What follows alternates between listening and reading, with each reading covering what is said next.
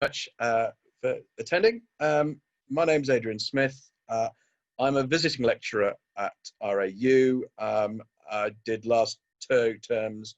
I did one of the business planning courses. So I've just read through 14 business plans. And this talk is about 7 ways to double the value of your business, which is based on a book that I've written that's recently got published, and it's now on Amazon. So I'll believe it when the royalties come in, but for the moment, it feels like a bit of an achievement. Just to tell you a little bit about me, background is I've got a business studies degree and an MBA, and my background was market research and then corporate finance. So market research is about asking people questions and analysing results, and corporate finance is about asking people questions. But the question is, would you like to buy my client? Would you like to sell yourself to my client, partner with them, or finance it in some way? And the basis of this book is based on the fact that I've used those skills as a business advisor to startups and in corporate finance. I've had 4 jobs when I was an employee. All of those were acquired, one of which was an acquisitive company. So I was working on analysing acquisition targets and how to integrate them into the business. And when I was in corporate finance, I used to not only help close deals, we used to do about 35 deals a year, but I was quite sad on being given, like a 2-hour thing every day to analyse announced deals in the tech sector. Finally, several years ago, I became a practitioner of a methodology called motivation maps, which I found very useful. And so the book is based very much on experience of deals that I've helped make, deals that I've seen fall through, and deals that I've analysed over time. So the first way to double the value of your business is to learn how businesses are valued. Now, unless you are a serial buyer of businesses or a serial seller of businesses, it's unlikely that business valuation is going to be a big part of running your business. But it's important because you probably only do this a few times in your life. And there are 3 ways that sort of approaches that you can take. So the first is what I'm going to call sort of a general sort of finger in the air, sort of common sense style valuation, which is to look at the assets, or to look at how long it would take to get money back, or looking at comparing to what would happen if we were on the stock exchange and price earnings ratio, which is a sort of a modified way of looking at a payback in effect. It's saying how much would I prepare to pay for 1 year earnings. And obviously the higher the price earnings ratio, the higher the growth I expect out of it, or the higher sustainability that I want in times which are tough. The second way is much more of an accounting and finance way, which is looking at returns on investment, looking at modeling the cash flow that you're going to make, and deciding how much you'd like to pay in order for that to happen. And then the final way is there are a number of metrics that are what I kind of call market-based. So done deals is a big part of it. So if you know that a similar part of the company got bought for a similar amount, it will probably have an impact on your valuation. Secondly, looking at what similar companies' strengths are. So certainly at the investment end, some angel investors actually have like a grid to assess, what's your marketing like, what's your IP like, what are your financials like, and giving you a sort of a relative assessment because they're valued at X. So you should be, a premium to that or a discount to it. And certainly the other one is about metrics. So if you have something that is in short supply, whether its number of staff, number of engineers, the number of subscribers, you may well find a valuation based on a key metric of running a business. And then finally, it's looking at what would your business be valued at if it was on the stock exchange. So that price happens every day, and that normally those are very, very liquid. So it's that, but with a little bit of a discount, because you have what is an illiquid opportunity. In addition to that, there are crowdfunding platforms now that actually have a secondary market for the stuff that they've actually helped finance. So Cedars, for example, actually has a secondary market that runs, I think, once every couple of months, that where you can buy or sell shares in those, and they're actually used as well. So basically, if you're going through your business and you look at it in a variety of ways, the highest valuation technique will produce at least double what the lowest one was. And what also happens, certainly for owner managed businesses, is that whatever technique you use, there is an I want valuation. And I work for a corporate finance business, and we got sold at the I want valuation. And these techniques will help you get nearer to your I want than not. So the second way is learning about what drives a business and what holds it back. And if you study the business model and the team and the way it operates, you can actually predict when that business will grow and why it grows, and then what will hold it back. And there are a number of ways of looking at that. So the one is looking at the SWOT, the SWOT part of the SWOT, which is that, when the strengths are more than the weaknesses, you'll grow. When the weaknesses are more than the strengths, you won't. The second way is looking at that. There was a writer called Greiner, and I remember this from my final year of my degree. And he talked about businesses going through a period of growth and something driving that growth, and then hitting a crisis. And then they either plateau or they find a way out of it, and then they grow again and they hit another crisis. And there's a YouTube link that explains that in a little bit more depth. And what I'd noticed really from looking at sort of working with founders is what I'm sort of going to call business personality. And business personality is basically that a lot of what drives a business is the founder. And the founder is driven by one of probably 4 or 5 different factors. So you get founders who are visionaries and inventors. You get founders who have an expertise and basically want to build a business around making money out of that expertise. You have the sort of the deal maker, closer, Del boy, who could just see an opportunity and sees that they can make money out of it. And then you have the people who are slightly more sort of analytical about it and looking at gaps in the market, gaps in products, gaps in ways of improving, what's already out there. And what happens is that business personality drives the business, but it also holds it back. And to have a really, really good, strong business, you need all 4. And that's very, very rare. And so what happens is, the lesson here is that, when you hit one of the barriers, either sell the business to someone who has what you don't and vice versa, or you can buy the business that has what you don't and vice versa, or you can try and develop this internally. And one of the things about this is the right business will pay more for you than the wrong business, because you have what they lack and vice versa. And if you do this, you can build more value into your business and more value when you sell it. And selling your business to the right buyer is a theme throughout the book and the rest of this.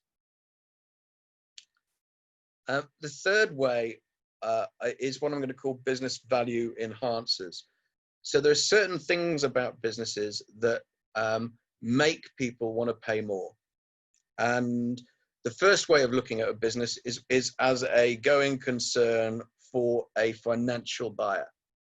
So if I was a lazy git and I don't want to have anything to do with running a business, I just want to own it, these are the things I'm going to be looking at, which is basically what happens if I buy the business, but it's business as usual when I buy it. So effectively, the more profit you make, the more I'm going to pay. The more margin you're going to make, the higher the multiple, because that's, you know, a risk element. The higher the level of recurring revenues, the more I'm likely to pay. And certainly, if you look at angel investments, angels look for high recurring revenues in a business model. So they're looking at subscriptions, they're looking at software as a service, they're looking at anything where they think that when a customer buys, they'll buy regularly off you. Next one is, you know, a high value of tangible assets. Tangible assets are seen again as a hedge for risk. One of the things, I'm a golfer. Golf clubs get bought for quite a lot of money, and they don't generate that much cash at all, but they have a huge tangible asset base. Next is can you prove that the business, when you sell it, will continue to generate good growth? And finally, is there a lot of intellectual asset and intellectual property, which will show in that intellectual property helps you sell more, it helps you sell at a higher volume, it helps you sell quicker, it helps you do something that your competitors can't. But if you really want to, you know, get people to buy your company for more, you need the right company. And what I'm going to call that is the synergies of me buying you because I have what you lack and vice versa. So then what we look to do is to see, well, what is there that you can have which a target company can benefit from? And the more of this that they can use, the better. So when I was in corporate finance, we got bought, and effectively we were a technology company in Europe. They were more a media and telecoms in the States. We had a very strong sell mandate side. They were very much big on fundraising. We had a massive research and development and analysis division. They didn't. And so where we were strong, they were weak, and they really wanted to leverage what we did in Europe into the States, and they wanted to help us do what they were doing in Europe. The more you can show someone what they can do in that, the better. And if you want to increase the value, you need to look at why would the right buyer pay more for us. The fourth way is innovation.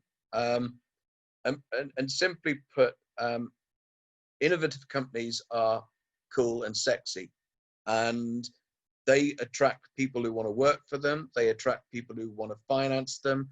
They attract people who want to work with them. And when they speak to people, they attract a lot of press because they're always thinking about something new. And it reflects in the valuation. Companies will pay more for you. I don't know what it is now, but at one time, the most valuable company in the world was Apple, purely because it's viewed as being one of the most innovative. Now, innovation is a system for generating your ideas and making the most of it. And innovation without a system is merely luck. So if you're going to want to be more innovative, you need to actually plan and make it happen rather than hope it happens. And just as a sort of a guide, this is from a very old book called Permanent Innovation that shows that the vast majority of valuation in most companies today is based on their ability to innovate rather than their hard bricks and mortar assets. The fifth way is motivation. Simply put, you can have the right strategy and you can have the right people, the right skills, but if those people aren't motivated, they won't perform. And if those people don't perform, you won't get the results. And if you don't get the results, you won't get the value. And there are loads of different ways to motivate people. There are about 9, and this is done in association with a thing called motivation maps. And motivation maps practitioners visit companies on a regular basis to actually assess the motivation levels of the workforce. What motivates you now may not motivate you this time next year. And it's important to keep up with that in order to make sure that that you're making the most of your staff. What tends to happen is that when you start in a job, you're probably highly motivated but not very well skilled. So an eager puppy style employee. Then you get to have the skills, and you're highly motivated and you have the skills, so you're a top performer. And then something happens, and if nothing or nothing happens, then you may stagnate, in which case you cruise and you're doing a little bit of clock watching and things like that. And then if things stagnate again, you may find that you actually become destructive to the company because you're just fed up of it. And what motivation maps, or studying what motivates people over time, it can do is help you manage that process more effectively. So it's not about rah-rah cheerleaders, or that the Al Pacino film where he's speaking to the guy and the guys in the American football team. So what we've got to do, I don't know if everyone can read that. Here are 9 ways to motivate people. And sorry, Matt, is this being? Can people see this later? Yes, we'll make all this available for everybody to see later if they want to. Okay. So one of the things that if we were sitting down with businesses to go through and say, which ones of these do you want in your job right now, and which ones aren't you bothered about? And they will tell you a lot about how motivated you are at this point in time. And so, for example, if a new car every year is very much a financial reward and building sort of your financial abilities, well, that will work until it says you're working every weekend till 9, and then you may find something else works until it doesn't anymore. And what happens is that what motivates you is basically a mixture of the work itself, how it makes you feel as a person, and the working environment and your colleagues. Oh, I've forgotten I've done one of these things. Sorry. So if you look at what motivates you at work, it's whether you feel that you're recognized as an expert, whether you have control over your career, whether you are building value for yourself out of it by being rewarded in financial terms. What motivates you can also be involved in the relationships you're in at work. So are you considered a friend? Do you have a position that where the status quo is stable, and does that motivate you, the stability? Are you viewed as being a hero of the business? Or it's what, more egotistical of, does your work, give you meaning? Does it give you the ability to make that you're creating things? Does it give you the ability to explore?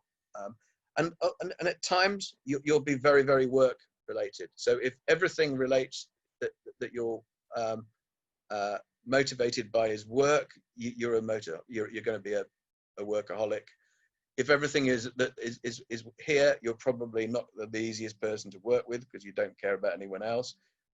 If everything motivates you here, you're probably a really nice person to work with, but you don't really have the urgency. Everything changes over time, and so what happens is that what motivates you, what sort of person you are, defines what motivates you. And if you want to keep the various people, these are the sorts of things that you have to provide them with. And if you can't, you need to think about whether you still need them. And so what motivation maps practitioners do is they use this to assess people, and then they use this to say, well, how does that affect our recruitment and all the rest of it, to sort of down here of what do we need to do when we've got them, to make sure that we're getting the most out of our staff. put simply, motivated staff can double the value of your business. And an example I would give is, I used to work in a market research company, and we had a leaving do a week. So we're looking at about £150,000 minimum in lost profit due purely to being able to have to pay recruitment consultants. That at the time was 150. We were valued at 30 times earnings. So that lost 4.5 million of valuation minimum. So the first 5 ways were about sort of what to do with your business to make it more valuable. The final 2 lessons really are to look at, we're now ready to sell. How do we make more money in the process itself?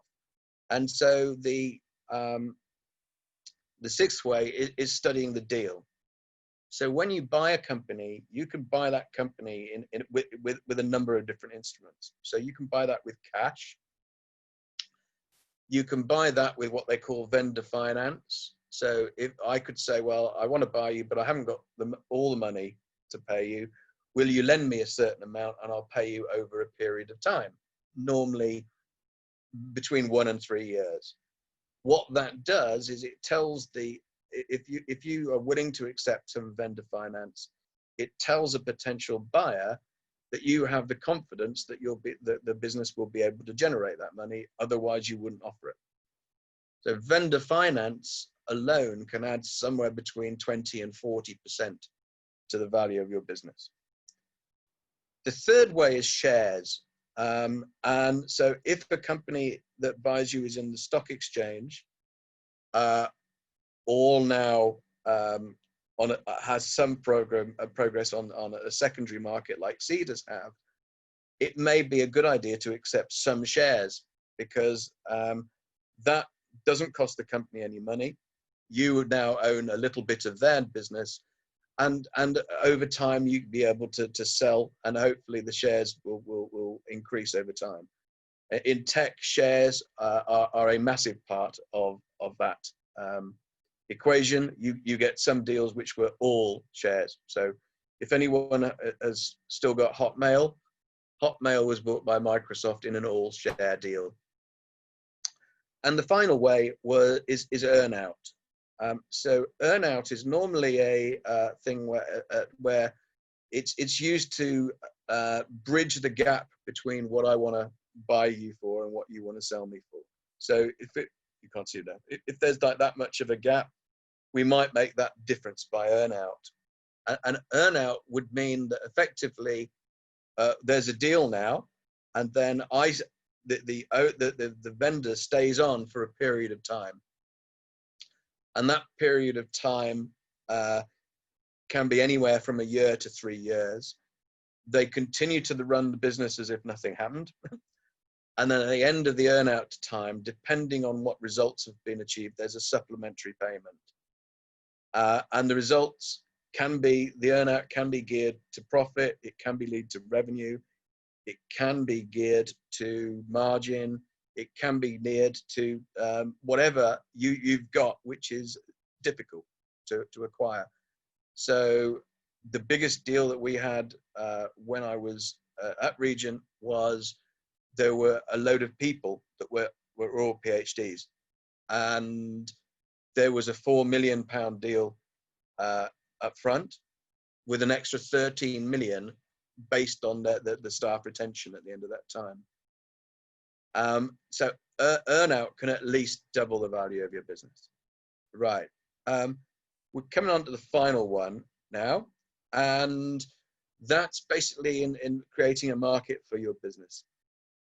When you talk about selling your business and how do you make the most of it, the sort of the clues in the title, really, it's a selling activity.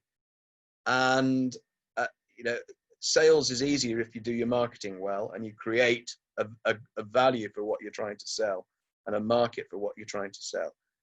And unfortunately, there are 2 ways of selling a business, which is one, it happens by accident. The second is it happens by design. And far too many businesses get bought by accident that effectively either they just get somebody who comes along and gives them an offer and they go, oh, that sounds all right, yeah, let's go for it, or they sort of go into there's a trigger of, I don't want to do this forever. Well, yeah, we need to sell this. Yeah, okay. And they go through a thing of, well, we'll just put it on a business transfer agent list and see what happens. You're never going to get that because you're not actually being active in selling your business. If you're to actively sell your business, what you need to do is you need to develop a business that someone's going to want to buy, develop a target list of who you think is going to want to buy it, and then knock on the doors and create a marketing campaign in order to sell your business. And you know, companies who pay more for you, and there are companies who pay less for you. And if you create a competitive environment to buy your business, the highest bidder will probably pay between 2 and 3 times what the lowest bidder will pay. So there you have it. I think I went through that really, really quickly. But 7 ways to double the value of your business. Thanks for listening. And I'm sorry if I was really, really quick. Thank you, Adrian. I don't know how quick. We've got about half our time left, but there's a few things I think we can talk about around this anyway. And I will invite questions from the floor. So first things first, if anybody does have a question, can you please drop it in the chat window for me? And myself and Adrian will pull those in for you. Now, I thought it was quite interesting, Adrian. Can we just leave that page up with the sort of overview of the 7 ways that we're on now? I thought it was quite interesting when you were talking about all the different ways to double the value, and you were interlacing that with your own stories. As you've gone through this narrative from your perspective, what do you think is the most accessible, especially for, let's start off with a new startup. So if I'm a student, or I'm developing a business at the RAU, and I maybe don't have the best resource base, but I've got a really good idea. What is, for me, the most rapid way I could go and double the value of a business, in your opinion? I would say, at startup, when I say this, it sounds like obvious when I've said it, but I'd say that for every hour you spend on your idea, you need to spend about 10 hours on the business plan of what you're actually going to do. And for every hour on the business plan, you need to spend 10 hours on getting the team right, which is the who. And what I'd say is that the biggest thing that I've seen is solo entrepreneurs probably have one of the biggest challenges, because they have to do everything themselves. So I'd say probably the biggest one is to find, someone who's good at what you don't like. Yeah, that's interesting, isn't it? Finding a partner.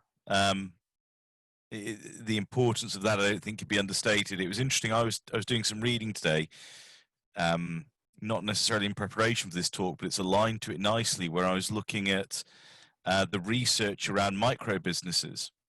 And it's fascinating that, and just to define a micro business for everybody who's with us, that's a business that has less than 5 employees. And one of the things that they say is there's actually not a lot of research done on micro businesses, because although they are ubiquitous, between 96 and 99% of all businesses in our economy, depending how you cut the cake, they are quite hard to do research in. And these guys have done some work in Sweden, and one of the key things they brought out was this point about having other people to work with you, and how you needed complementary skill sets, whether that was actual employees, or whether that was partners, or whether that was other specialists around you. So it's quite interesting to come full circle back to that. That's where I started this morning. So that's quite nice, actually, for me. Yeah. I'm just looking. So we've had a question. Which would you prioritize for startups? Working with corporates, potentially with an exit from B2B, or B, research-based startups, i.e. spin-outs from universities? Oh, that's a good one. I don't actually have any experience of spin-outs, unfortunately. So I probably couldn't say that with any sort of degree of expertise unless I've known them. Could you give an example of a research spin-out? So I assume that I have the floor, right? Yes. Hi, thank you, Adrian. Again, very sharp. I like that very much. This is Serena. I asked the question for the spinouts because I work for Aarhus University, the engineering department, and I'm part of the business relations and partnerships unit. So I support our researchers in our department to match with the industry. And as for starters, create certain synergies in projects that are mostly owned by the university at that point. But after they are exiting, then sometimes it's not sure how to do the proper valuation of these research-based initiatives. And this is mostly due to the very particular and sometimes traditional old school ways that the tech transfer office uses for our researchers to evaluate their technology. So as a business relations office, we try to put as much independence and strengths in the hands of the researchers to understand the value of what they're doing. So that's why I'm trying to understand, okay, we focus a lot on the innovation, for example. We have created very particular programs to strengthen the understanding on innovation types and how to put a price on that somehow. But the rest, it might be a little bit more difficult when you're dealing with scientific backgrounds, such as certain engineering academics. I think it varies because in sort of scientific research, you have a whole range of activities from we have no idea how this will make have a use to this is designed to have a specific purpose. So I think that if I was an entrepreneur and I wanted to partner with a university, I think what would be really good is probably the fact that there wouldn't be so much emphasis on short-term results as there would in the corporate world. So if you've got if you have a startup which is based on something that requires a lot of work before it's going to see any tangible results, I'd say probably the universities are quite a good way to partner. Whereas a corporate's going to be, what's next quarter looking like? Can I just say as well? Sorry, can I just say as well, because it's interesting. So there are other examples from around the world of people who've run programs that have done corporate partnerships. So I'm thinking of Martin Lacaeus's program at Chalmers as an example, where they do sort of internal tech transfer and spin out projects from their own work. And there's one, and I can't remember where it is, where they take projects from corporate clients and generate business spin outs and propositions based on them as well. And I think that's from a Norwegian university. I want to say Trondheim, but I'm not sure if I'm right there.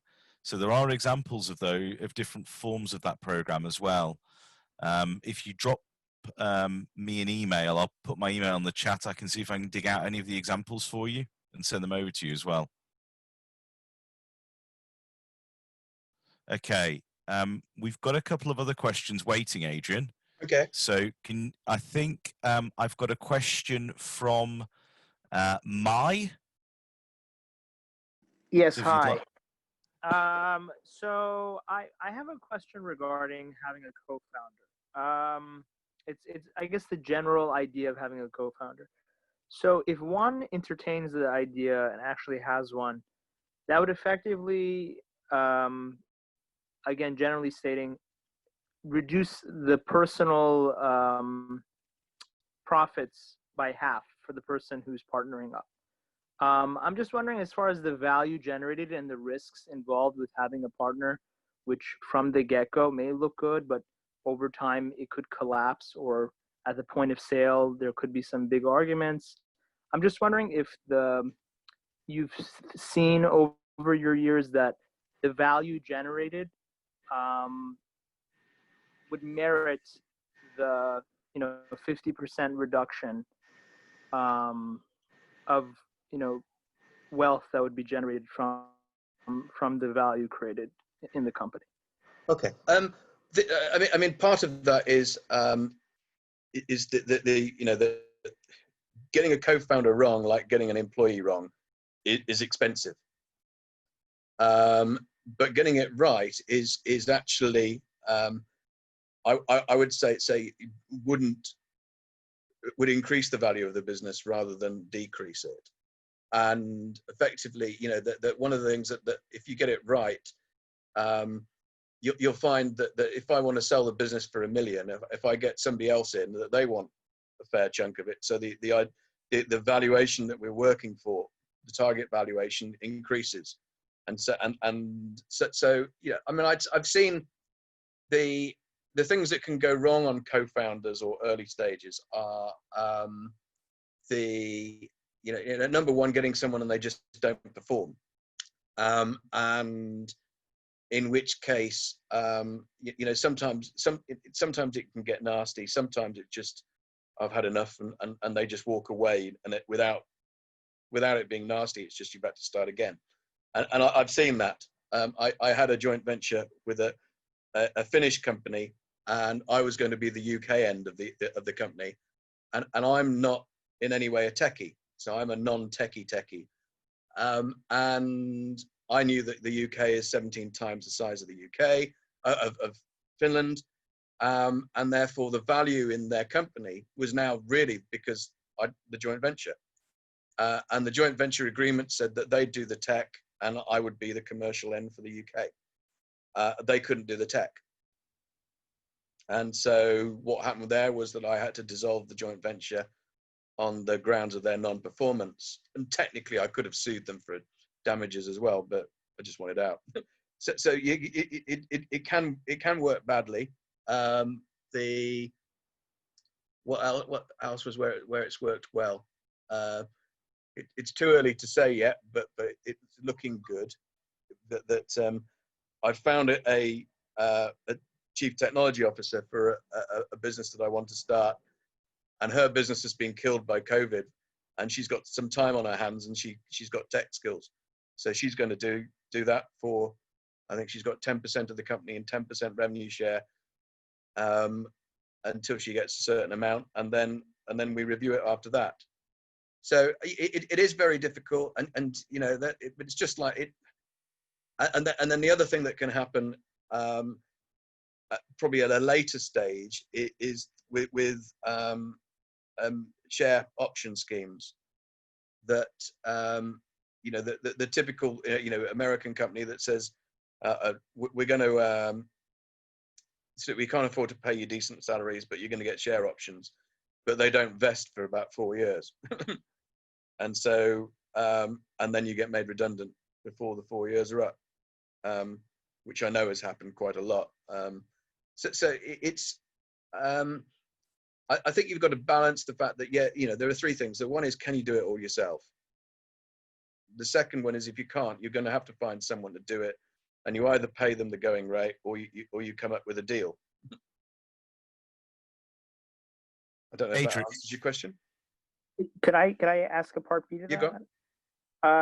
So I'm just wondering, as far as the timeline, if someone would like to sell their company in, let's say, 5 years. Yep.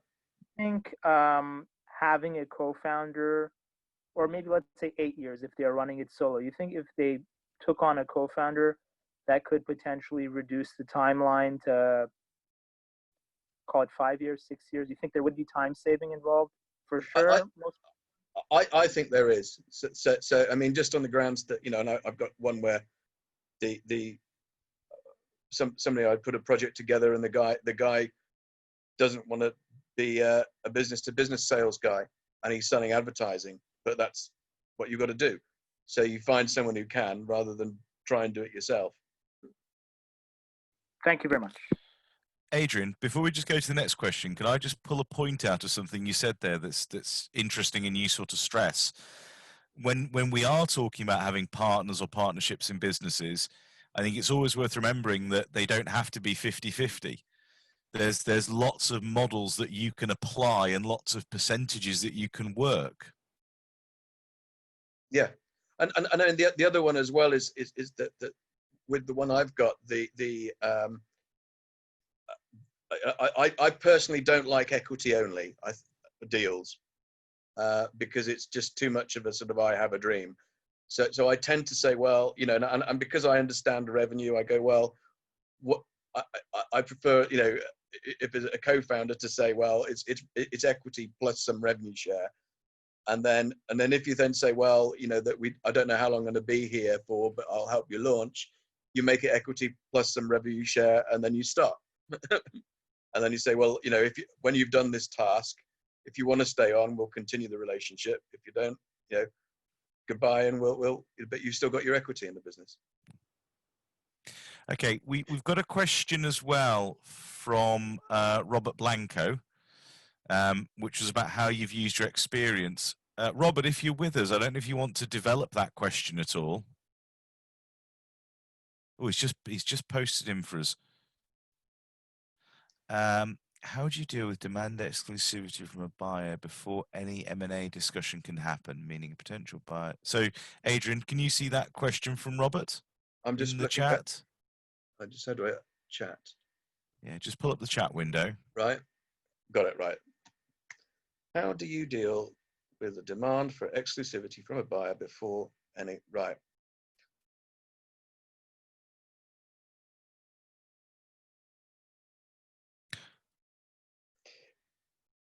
Right. You're talking, if you're talking about, are you talking about exclusivity? Meaning a buyer demands, if you're saying I'm going to sell my product to somebody, and they say, I don't want you to supply anybody else. Is that the question? Okay, right. Well, yeah, it essentially blocks your market. So it's basically, I would define it by, well, you know, if you want exclusivity, you pay for it. And there are sort of there are three options. The one is to say no. The second one is to say, I don't mind essential, you know, exclusivity, but you pay for it. And the third one is that define exclusivity and define a term so you know that it may make sense to say, well, we won't go to anywhere else for 3 months within a certain area.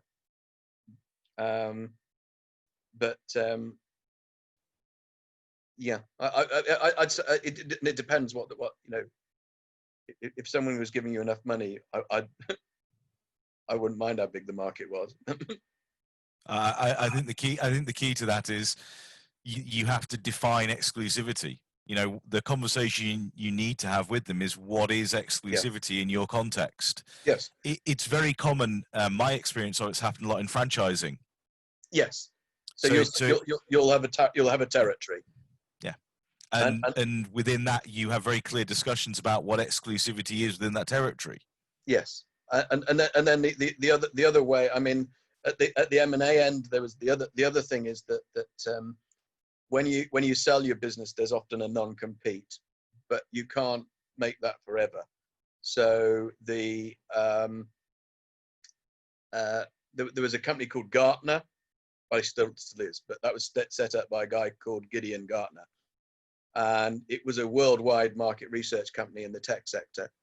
And when he sold it, the deal was, you are not allowed to set up a market research company anywhere in the world for 3 months or 3 years, sorry.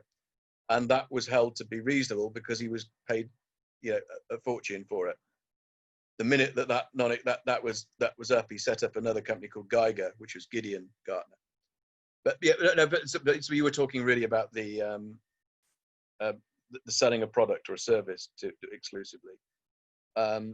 Depends on exclusivity, and it depends on the terms and the price.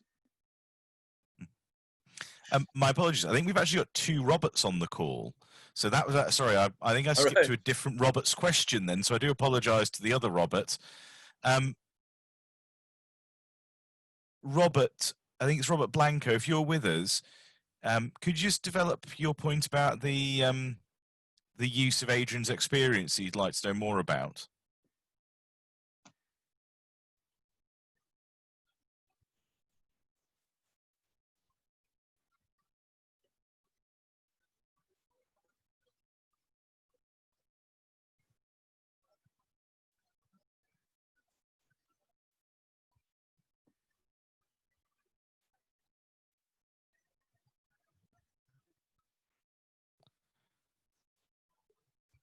Hi, Robert. I'm not sure if you're trying to talk right now, but we're not getting anything through from you.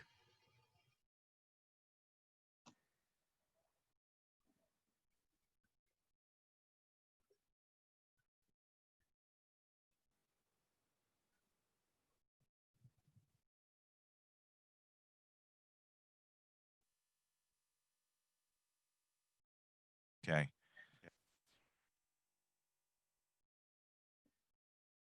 Okay. Robert, if you manage to get into the call, just say hello, and I'll try and come back to you. Does anyone else have any other questions for Adrian at this juncture while we're seeing if we can get this question from Robert through?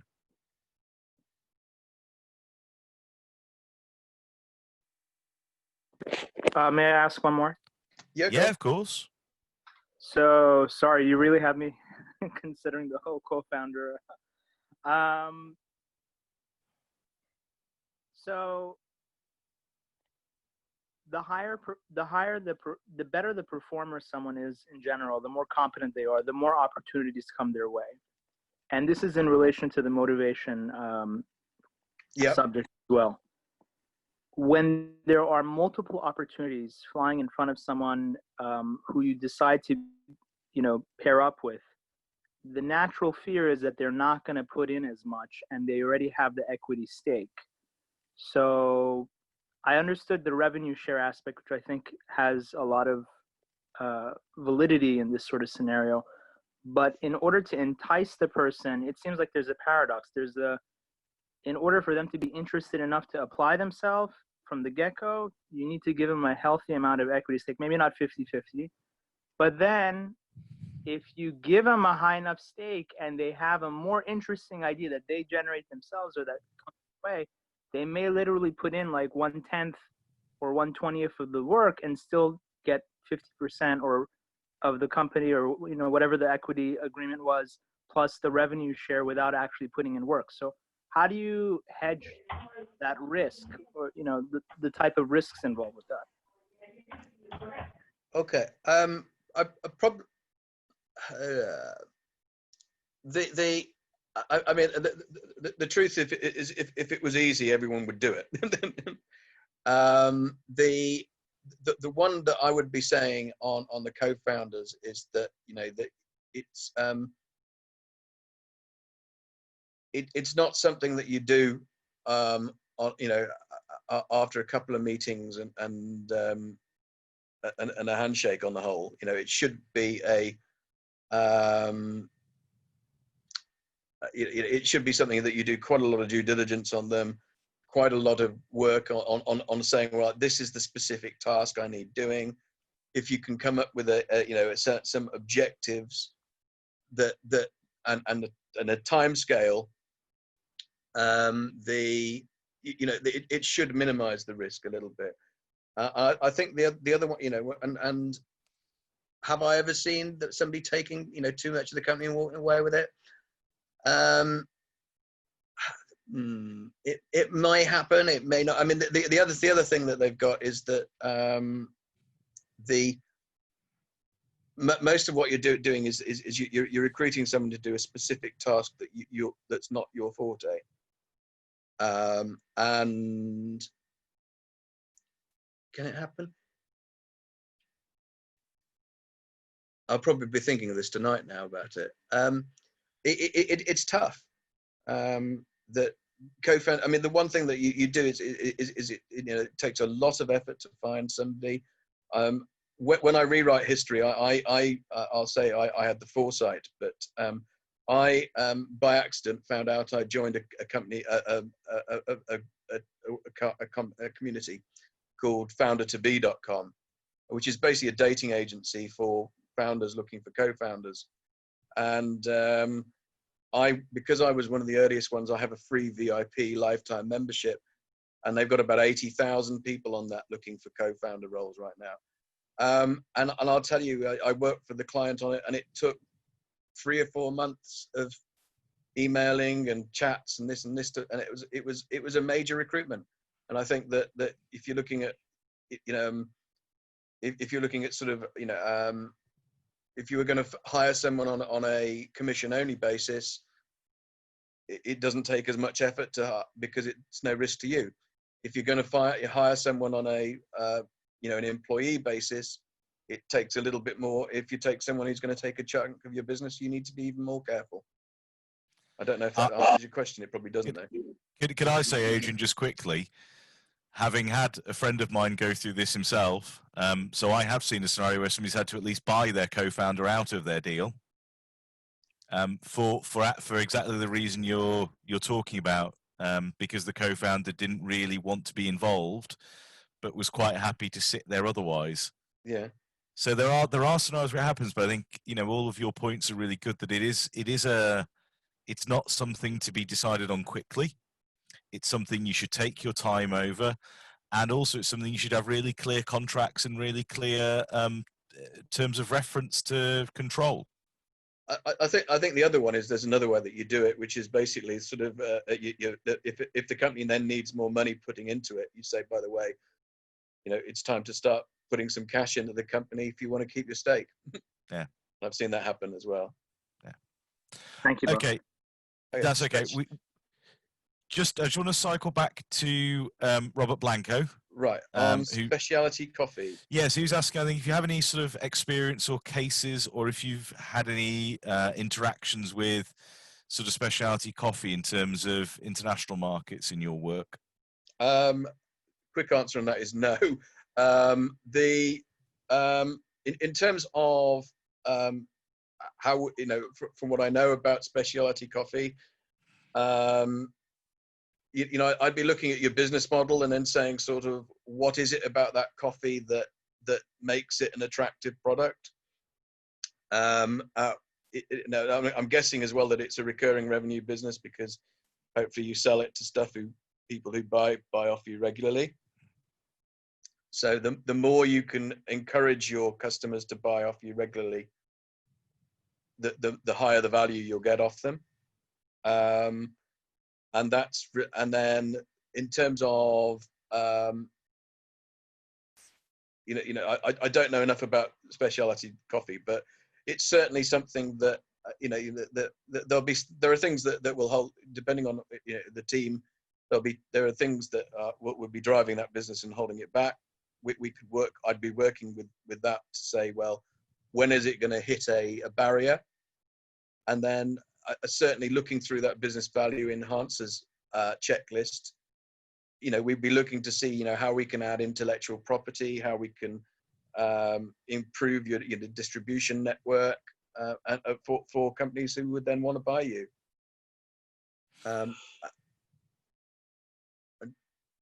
Without knowing more about the business itself, it's difficult to say, you know, how I'd take you through the 7 lessons. Hello.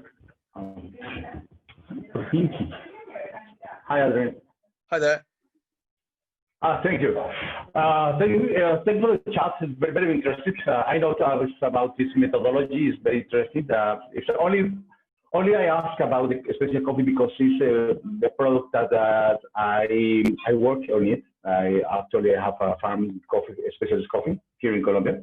Right. But our intention is explore the international market, but mainly one of the problems is that I would like, or I like to use cases to get ideas from another companies or another persons that have done the job before than me, get from his errors to try to do a better job for me. Do you understand me? Well, it's not necessarily special coffee, but I would like to know cases where this methodology about the 7 ways has been done, has been used before. Is my main question, basically. Okay, right. So I'll give you some examples on sort of each of the 7 of when it's worked, if that answers your question. So the one, if you're looking at about the way that you value a business, coming back to golf, I'm sorry. If you read a golf club details when it's for sale, it's valued at quite a lot of money, and that doesn't make sense from a return on investment. The only way it makes sense is on an asset value. In terms of drivers and barriers and finding the right buyer for your business, I've worked with a guy at Worcester University, and for want of a better phrase, he's a Dell boy. He's just a born salesman, and we've partnered him with a company who needs a born salesman, and that happened. In terms of business value enhancers, it's something that we've written when you write a business a document saying that the business is for sale. And motivation, I've seen for example how it costs money, and if you can then show that by reducing the staff turnover and reducing many of the other signs, you can see how that relates it. The deal structure is something that I've seen on observation, based on the fact that I used to analyze about 3,000 deals a year, and certainly when you speak to people who sold their businesses, a lot of that is about the did they manage to create a market for their business, or did they just hope that somebody would buy it? Okay, thank you very much. Okay, thank you.